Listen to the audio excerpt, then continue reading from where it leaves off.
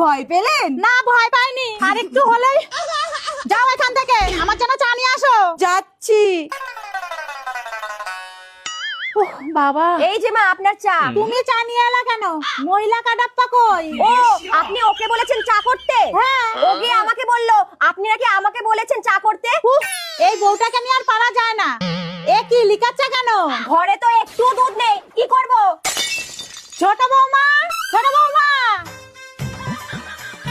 বলুন। একটা দুধের প্যাকেট নিয়ে আসো তো। এই নাও টাকা। আর শোনো, বাজারে যদি লেবু দেখো তাহলে 6টা নিয়ে আসবা। ঠিক আছে মা। মা টাকায় কম পড়বে না তো? টাকা আরো বাঁচবে।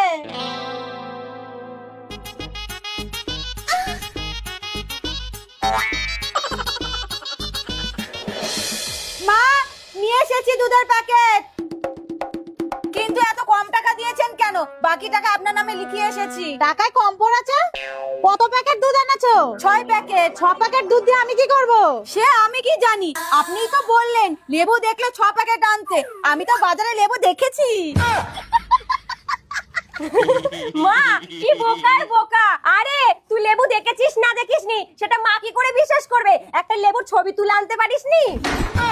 ইস, একদম ভুলে গেছি। আমি এক্ষুনি ছবি তুলে নিয়ে আসছি। अरे मुझे तो